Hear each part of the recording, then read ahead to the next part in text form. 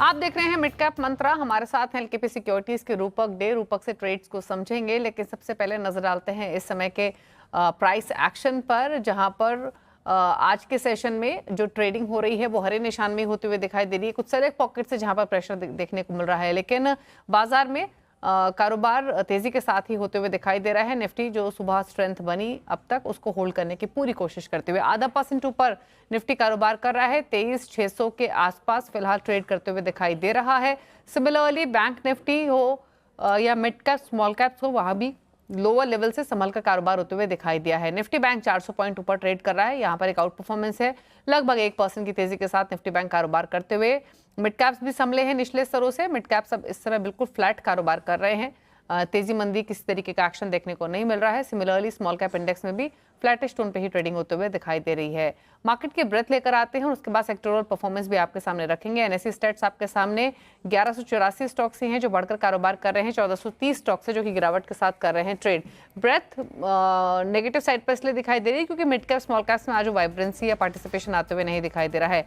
अगर sectoral moves की बात करें तो सबसे ज्यादा पेन हम देख रहे हैं निफ्टी ऑटो इंडेक्स में। यूएस में जो ऑटो इंपोर्ट पर 25% टैरिफ लगाने की बात की है, उसके बाद 1% का नुकसान निफ्टी ऑटो इंडेक्स में देखने को मिल रहा है। निफ्टी फार्मा इंडेक्स में भी इसी वजह से 1.25% की गिरावट है। बाकी सभी सेक्टर्स हरे निशान में ट्रेड कर रहे हैं आज के सेशन में, जहां पर पीएसयू बैंक्स आउटशाइन कर रहे हैं। फाइनेंशियल्स में 1% के आसपास की बढ़त है। एफएमसीजी साथ ही सीपीएसई इंडेक्स में भी 1% के आसपास की स्ट्रेंथ देखने को मिल रही है। Oil and gas, capital goods में भी हरे निशान में कारोबार होते हुए दिखाई दे रहा है आज के सेशन में। तो ये रहा फिलहाल मार्केट का एक्शन। अब इन मार्केट मूड के बीच में रणनीति क्या होनी चाहिए बाजार बंद होने तक, इस पर करते हैं बातचीत। रूपक बताइए, निफ्टी बैंक निफ्टी पर राय। जी, निफ्टी डेज लो से स्ट्रॉन्ग रिकवरी दिया इंट्राडे बेसिस पे और अभी कंसोलिडेशन के अंदर दिख रहा है निफ्टी। तो मुझे लगता है ये जो आज का एक्सपायरी 23,600 के आसपास ही होगा। मुझे लगता है थोड़ा बहुत वॉलेटिलिटी दिखाएगा, but at the end around 23,600 he closing देगा आज निफ्टी। और बैंक निफ्टी में भी बहुत ज्यादा मूवमेंट एक्सपेक्टेड नहीं है। इस लेवल के आसपास ही मोटा मोटी एक्सपायरी देना चाहिए। तो नीचे का लेवल सपोर्ट लेवल हो जाएगा 51,500 बैंक निफ्टी का, और साइड में 51,800। इसी के बीच में बैंक निफ्टी ट्रेड करते हुए दिख रहे हैं आज का दिन। ओके, स्टॉक स्पेसिफिक स्ट्रेटजीज क्या रहेंगी? कुछ ट्रेड्स आइडेंटिफाई किए हैं क्या? स्टॉक स्पेसिफिक सिग्निफिकेंट अपसाइड का मूवमेंट दिख सकता है। जैसे मैजडॉक देख रहा हूँ, मैजडॉक में कंसोलिडेशन ब्रेकआउट दिख रहा है डेली चार्ट पे, तो यहाँ से सिग्निफिकेंट अपसाइड की उम्मीद है। अपसाइड में 29,900 तक जा सकता है और नीचे एक स्टॉप लॉस मेंटेन करना होगा 2640 का। दूसरा कॉल रहेगा ओएनजीसी। ओएनजीसी ने एक अप मूव के बाद डाउनवर्ड्स कंसोलिडेशन दिखा रहा है और इंपॉर्टेंट मूविंग एवरेज के ऊपर सस्टेन कर रहा है। तो मुझे लगता है सेंटीमेंट पॉजिटिव रहेगा शॉर्ट टर्म में। अपसाइड में 255 तक जा सकता है और नीचे स्टॉप लॉस हो जाएगा 234 का। ओके, तो ये ट्रेड्स आपको रेकमेंड किए गए हैं। मैज़गांव डॉक, जहां पर 2.5% की तेजी के साथ स्टॉक दिन के ऊपरी स्तरों के आसपास ही कारोबार करते हुए दिखाई दे रहा है। यहां पर एक ट्रेड आप खरीदारी की तरफ ले सकते हैं। चलिए मिड कैप्स की तरफ रुख करते हैं। अब कुछ पॉकेट्स आपके सामने लेकर आते हैं जहां पर एक स्ट्रेंथ देखने को मिल रही है मिड कैप्स में। इंडेक्स तो फ्लैट है, पॉजिटिव बायस के साथ ट्रेड हो रहा है, 62 अंक की बढ़त, लेकिन पॉकेट्स दिखाते हैं। सरकारी बैंक शेयर्स में तेजी है। बैंक ऑफ बड़ौदा 3% ऊपर, 2.25% यूनियन बैंक, पीएनबी भी 2% ऊपर है। एनबीएफसीज में जहां पर तेजी है उसमें Edelweiss financial, GIC, Repco Home finance, power finance corporation है। 6.5% तक की तेजी इन स्टॉक्स में देखने को मिल रही है। लूजिंग साइड पर देखेंगे तो फार्मा में कमजोरी आज के सेशन में, जिसमें JB chemicals, Strides pharma, Suven pharma, Lyka labs है। 6% तक की कमजोरी इन शेयर्स में देखने को मिली है। ऑटो में जो स्टॉक्स कमजोर हैं आज के सेशन में, उसमें जहां पर वीकनेस देखने को मिली है सोना बीएलडब्ल्यू, संवर्धना मदरसन, बालकृष्ण इंडस्ट्रीज लॉसेस के साथ ट्रेड कर रहे हैं। 6% लुढ़का हुआ है सोना बीएलडब्ल्यू। मिड कैप्स के कुछ स्टॉक्स जो तेज हैं, बीएससी खबरों की वजह से बोनस शेयर बोर्ड मीट की खबरों से पहले तेजी बनती हुई दिखाई दी है। 4% ऊपर है, 2% ऊपर डिक्सन टेक, जेएसडब्ल्यू इंफ्रा 2% ऊपर है। हुडको में 3% की तेजी। लूजिंग साइड पर मिलेगा AU bank, MRPL, KPIT tech mid caps में, जो कि कमजोरी के साथ कर रहे हैं ट्रेड। यहाँ पर वीकनेस 6% तक की आज के सेशन में देखने को मिल रही है। लेकिन बात करेंगे टेलीकॉम स्टॉक्स की। दरअसल टेलीकॉम कंपनियों के लिए बड़ी राहत की खबर है। सरकार ने 6 गीगाहर्ट्ज स्पेक्ट्रम बैंड को टेलीकॉम कंपनियों के लिए रिजर्व करने का फैसला किया है। मेटा, गूगल, अमेजॉन जैसी जो कंपनियां हैं वो इस बैंड को उन्हें देने की मांग कर रही थी, जिसे सरकार ने अब ठुकरा दिया है। क्या है और एक्सक्लूसिव डिटेल्स समझते हैं असीम मनचंदा से। असीम बताइए। देखिए 6 गीगाहर्ट्ज बैंड को लेकर के शुरू से ही विवाद है। टेलीकॉम कंपनी और टेक कंपनियां इसको लेकर के आमने सामने है। टेक कंपनियां इसको डिमांड कर रही थी इसको डीलाइसेंस किया जाए और उसको फ्री में उनको दिया जाए, लेकिन टेलीकॉम कंपनियां चाहती थी कि ये स्पेक्ट्रम उनको मिले जिससे कि उनकी 5G सर्विसेज के अंदर सुधार आ सके। जो हमें सूत्र बता रहे हैं कि सरकार ने अब ये जो स्पेक्ट्रम है उसको टेलीकॉम कंपनियों को देने का फैसला किया। इस स्पेक्ट्रम का इस्तेमाल मोबाइल सर्विसेज के लिए किया जाएगा। सरकार जल्द ही टेलीकॉम रेगुलेटरी से इसकी सिफारिशें मंगाने की शुरुआत करेगी कि इसकी नीलामी किस तरह से की जाएगी। एक बार वो सिफारिशें आ जाती हैं तो उसके बाद सरकार स्पेक्ट्रम की नीलामी करेगी। तो टेलीकॉम कंपनी और टेक कंपनियों के बीच में जो विवाद चल रहा था वो अब कहीं ना कहीं थम गया और सरकार अब इस स्पेक्ट्रम को टेलीकॉम कंपनियों को देने की तैयारी कर रही है। चलिए, शुक्रिया आपका असीम ये डिटेल्स शेयर करने के लिए। और ये खबर पूरी ही टेलीकॉम स्पेस से जुड़ी हुई इंपॉर्टेंट डेवलपमेंट। रुक रहे हैं एक ब्रेक के लिए, लौटेंगे तो बात करेंगे ऑटो स्टॉक्स की और जो यूएस में ऑटो इंपोर्ट पर टैरिफ लगा है उसके इम्प्लीकेशंस को समझेंगे, किन कंपनियों के पर ज़्यादा असर दिखेगा। यतिन हमारे साथ बने रहेंगे। लौटते हैं छोटे से ब्रेक के बाद।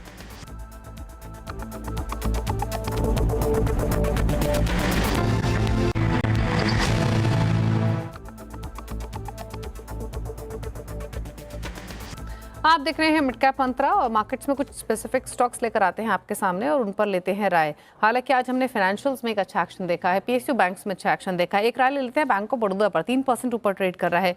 एक बार देखिए इस स्टॉक को और बताइए रूपक क्या राय है आपकी, जिन्होंने भी पोजीशंस होल्ड की हुई हो क्या राय रहेगी और अगले लक्ष्य क्या देख रहे हैं आप स्टॉक में?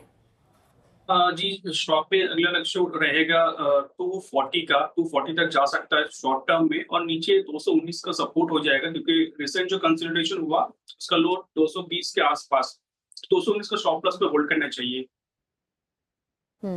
अच्छा, आईटी में एक स्टॉक है परसिस्टेंट सिस्टम, इस पर एक राय ले लेते हैं। 2.5% ऊपर ये स्टॉक कारोबार कर रहा है 5644 के लेवल्स पर। अगर हम अर्निंग्स पॉइंट ऑफ व्यू से भी देखें तो भी बाकी मिड कैप आईटी कंपनीज के मुकाबले बेटर प्लेस्ड रही है ये कंपनी और स्टॉक में भी उसी तरीके का एक्शन हमने आते हुए देखा है। आज के सेशन की प्रिसाइसली बात करें तो यहाँ पर एक अच्छी स्ट्रेंथ है। क्या राय रहेगी परसिस्टेंट पर इन लेवल से? होल्ड की राय रहेगी, 5430 का स्टॉप लॉस रहेगा, 5430 डे टूटा है तो होल्ड करना चाहिए। अपसाइड में 5970 और 6100 तक जा सकता है। चलिए, तो ये रह रही परसिस्टेंट सिस्टम पर 5644 के मौजूदा लेवल्स इसमें देखने को मिल रहे हैं। लेकिन बात करते हैं एक इंपॉर्टेंट खबर की। दरअसल टाटा ग्रुप सेमीकंडक्टर क्षेत्र में गुजरात में एक और बड़ा निवेश कर सकता है। सूत्रों की माने तो गुजरात के धोलेरा में ग्रुप करीब 2500 करोड़ रुपए का निवेश करेगा। राज्य सरकार इसके लिए जमीन भी आवंटित कर चुकी है। और डिटेल्स के साथ हमारे साथ हैं केतन जोशी। केतन, बताइए क्या एक्सक्लूसिव इन्फॉर्मेशन? देखिए, पहले ही टाटा ग्रुप की कंपनी टाटा इलेक्ट्रॉनिक्स ने धोलेरा में 91,000 करोड़ की लागत से सेमीकंडक्टर फैब्रिकेशन प्लांट का तो ऐलान कर दिया है। काम भी जारी है, लेकिन अतिरिक्त 100 एकड़ लैंड भी उन्होंने ली है। जो सूत्र ने हमें बताया है उसके मुताबिक इस जमीन पर वो बनाएंगे अपने कर्मचारी के आवास, लॉजिस्टिक और सेमीकंडक्टर चिप स्टोरेज का प्लांट भी वहाँ रहेगा। और जो एग्जिस्टिंग अभी जो जहाँ काम चल रहा है सेमीकंडक्टर प्लांट का वो 161 एकड़ है, तो ये भी उतनी ही जमीन लेंगे और वहाँ पर कर्मचारी भी हजारों की तादाद में रहेंगे। तो उनके रहने की, उनके शॉपिंग मॉल की और एंटरटेनमेंट जोन भी बने, इस तरह की तैयारियां शुरू कर दी है। और अभी लैंड लेवलिंग का भी काम वहाँ पर जारी है। तो एक तरह से कह सकते हैं कि जब 2028 में टाटा समूह का यह सेमीकंडक्टर का प्लांट है वो प्रोडक्शन स्टेज में आ जाएगा, तो साथ ही साथ इस जमीन पर जो कि अतिरिक्त 100 एकड़ लैंड आवंटित की है वहाँ पर इस तरह से अलग अलग कर्मचारी आवास, लॉजिस्टिक पार्क और शॉपिंग जोन जैसे एरिया वो डेवलप करते जाएंगे और जिस पर 2400 करोड़ का वो निवेश भी करने वाले हैं। ओके, शुक्रिया कितना आपका एक्सक्लूसिव जानकारी देने के लिए। टाटा इन्वेस्ट पर एक राय भी ले लेते हैं। स्टॉक 1% की तेजी के साथ दिन के ऊपरी सिरों के आसपास ही कारोबार कर रहा है, लेकिन एक बड़ी डेवलपमेंट ये हो सकती है जो एक्सक्लूसिव जानकारी केतन ने फिलहाल शेयर की। 6327 मौजूदा लेवल्स टाटा इन्वेस्ट पर। एक बार देखिए स्टॉक पर, बताइए क्या सलाह रहेगी इन लेवल से आपकी रूपक? इसमें होल्ड करना चाहिए टाटा इन्वेस्टमेंट को। 6170 का स्टॉप लॉस रहना चाहिए और अपसाइड में 6600 तक जा सकता है शॉर्ट टर्म में। ओके, तो ये सलाह टाटा इन्वेस्टमेंट पर 6325 के मौजूदा लेवल्स देखने को मिल रहे हैं। 61 रुपए की बढ़त के साथ फिलहाल ये स्टॉक कारोबार करते हुए दिखाई दे रहा है। तो ये रही चर्चा टाटा इन्वेस्टमेंट पर और पूरे ही टाटा ग्रुप से जुड़ी हुई। चलिए इस बीच कुछ और शेयर्स लेकर आते हैं आपके स्क्रीन पर और उन पर करेंगे बातचीत। टाटा इन्वेस्ट का तो हमने जिक्र किया ही। इनफैक्ट बीएससी एक स्टॉक है, इस पर एक नज़र डाल लेते हैं, जहां पर एक अच्छा तेज़ी हमने आज के कारोबार में आते हुए देखी है। और इस स्टॉक की अगर हम बात करें तो ये खबरों में भी है, बोर्ड मीटिंग जो अपकमिंग है बोनस इशू पर, उससे पहले एक अच्छी वाइब्रेंसी स्टॉक में बनती हुई दिखाई दी है। 4% ऊपर ये स्टॉक कारोबार कर रहा है। एक राय बीएससी पर भी रूपक? को अगर होल्डिंग है बीएससी में तो इसको 4440 का स्टॉप लॉस पे होल्ड करना चाहिए। कल तो ब्रेकडाउन दिया था लेकिन आज अच्छी वापसी हुआ स्टॉक का। अपसाइड में अभी मुझे लगता है 5100 तक जा सकता है और नीचे स्टॉप लॉस रहेगा 4440 का। ओके चलिए, तो ये बात है बीएससी की, लेकिन अब बात करते हैं न्यूज़ 18 के राइजिंग भारत समिट की। दरअसल ये समिट फिर से आ रहा है और उन सबसे बड़े नामों के साथ जो भारत के भविष्य को देंगे आकर। 8 और 9 अप्रैल को भारत मंडपम नई दिल्ली में इसका हिस्सा बनने का मौका ना गंवाएं। कोड स्कैन करें और अभी अपने पासेस हासिल करें।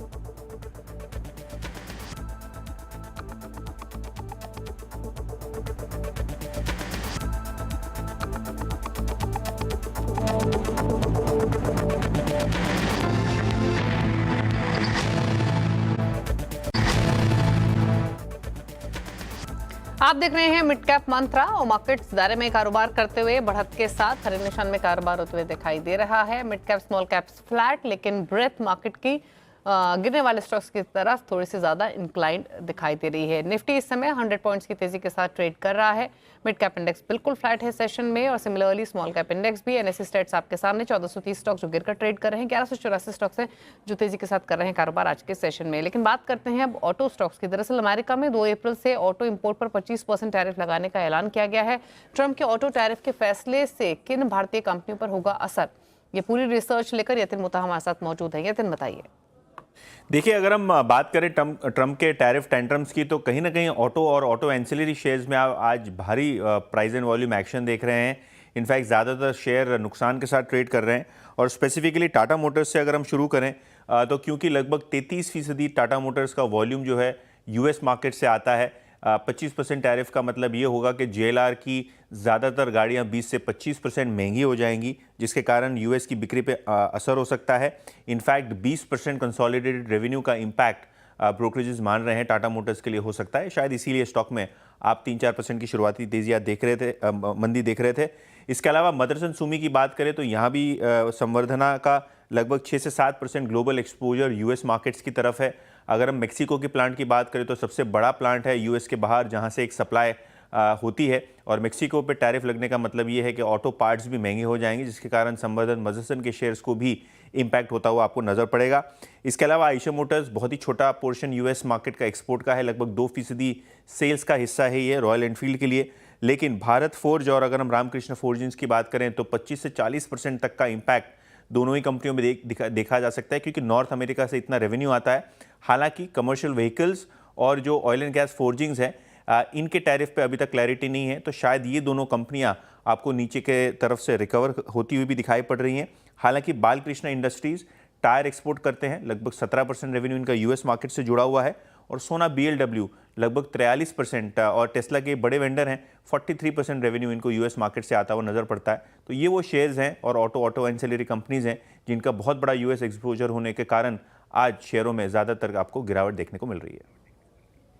शुक्रिया आपका इतनी डिटेल्स बताने के लिए। 2 स्टॉक्स पर राय ले लेते हैं रूपक की, जहां पर ज्यादा नुकसान देखने को मिल रहा है। एक तो है टाटा मोटर्स ऑटोज में और ऑटो एंसिलरीज में सोना BLW। एक बार देखिए इन दोनों ही शेयर्स को, हालांकि more of a news specific impact है, लेकिन चार्ट्स पर कैसे लग रहे हैं आज की गिरावट के बाद दोनों ही शेयर्स? डेफिनेटली चार्ट्स पे थोड़ा बहुत वीक लग रहा है, लेकिन ऑन क्लोजिंग बेसिस 650 का बहुत बड़ा सपोर्ट रहेगा। 650 को जब तक है तब तक पॉजिटिव रहेगा, मतलब रिवर्सल के चांसेस रहेगा। 650 के नीचे सिग्निफिकेंट वीकनेस में आ जाएगा टाटा मोटर। और सोना BLW पर रूपक क्या राय है?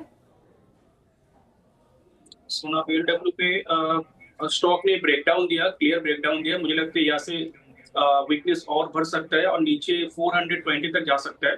ऊपर में रिवर्सल आ सकता है 480 के ऊपर। ओके, चलिए आगे बढ़ेंगे, कुछ और खबरों की तरफ रुख करते हैं और निफ्टी 50 में बड़े बदलाव होने वाले हैं। निफ्टी में जोमेटो, जियो फाइनेंशियल की एंट्री होगी, जिसके लिए आज एडजस्टमेंट होगा। कितना इनफ्लो होगा और दूसरे इंडेक्स में किन शेयरों का वेटेज बढ़ने और घटने वाला है, इसकी डिटेल्स के साथ मिताली हमारे साथ हैं। मिताली बताइए। जी, निफ्टी 50 की रिबैलेंसिंग मोस्टली सेमी एनुअली होती है और इस बार जो सेमी एनुअल ये रिबैलेंसिंग होने वाली है, इसमें 2 नए स्टॉक्स जुड़ने वाले निफ्टी 50 में, जो कि जियो फाइनेंशियल और जोमेटो है। साथ ही 2 निफ्टी से बाहर भी होते नजर आएंगे, जो बीपीसीएल और ब्रिटानिया रहेंगे। अब इनकी इनफ्लोज और आउटफ्लोज की अगर हम बात करें तो जोमेटो में ये एक्सपेक्टेशन लगाई जा रही है कि यहाँ पे निफ्टी 50 में इसके इंक्लूजन के बाद हमें 3000 करोड़ का इनफ्लो देखने को मिल सकता है। साथ ही जियो फाइनेंशियल में 1600 से 1700 करोड़ के इनफ्लोज आप एक्सपेक्ट कर सकते हैं। निफ्टी से जो बाहर होने वाले 2 स्टॉक्स बीपीसीएल और ब्रिटानिया की बात करें तो ब्रिटानिया में 1200 करोड़ का रेवेन्यू आउटफ्लो, यहाँ पे जो फंड आउटफ्लो है वो होता हुआ नजर आ सकता है। बीपीसीएल में 1450 करोड़ के फंड्स आउटफ्लो का अनुमान लगाया जा रहा है। इसके अलावा जो दूसरे इंडेक्सेस है वहाँ पे भी आपको वेटेज में थोड़ी हिलावट वेटेज जो है थोड़ा हिलता हुआ नजर आएगा। जैसे कि Indian hotels, power grid, CG power, यहाँ पे आप एक्सपेक्ट कर सकते हैं कि थोड़ा इनफ्लो आपको आता हुआ नजर आए। इंडियन होटल्स की अगर मैं बात करूँ तो यहाँ पे 8.5 करोड़ डॉलर्स का इनफ्लो, पावर ग्रिड और सीजी पावर में करीबन 5 करोड़ डॉलर्स का आप इनफ्लो एक्सपेक्ट कर सकते हैं। साथ ही कुछ ऐसे 3 स्टॉक्स भी है जहाँ से आउटफ्लोज भी होते हुए नजर आएंगे। लिस्ट में नाम शामिल है बजाज फाइनेंस, कोटक बैंक और एनटीपीसी। इन तीनों ही स्टॉक्स में 8 करोड़ डॉलर्स के आसपास आप देखेंगे तो फंड्स के आउटफ्लोज होते हुए नजर आएंगे। रीबैलेंसिंग आज 3 बजे होने वाली है और इफेक्टिव ये 1 अप्रैल से होने वाले हैं। तो ये थी निफ्टी 50 की रीबैलेंसिंग की बात। ओके, शुक्रिया आपका मिताली, ये डिटेल्स शेयर करने के लिए। तो ये कुछ बदलाव जिनका इम्पैक्ट दिखेगा। रुक रहे हैं इसी के साथ एक ब्रेक के लिए। मिड कैप मंत्रा में तो इतना ही। ब्रेक के उस पर आप देख सकते हैं know your company. Know your company में बातचीत करेंगे स्पेशलिटी रेस्टोरेंट के फाउंडर और एमडी अंजन चैटर्जी से। एक ब्रेक के बाद नमस्कार।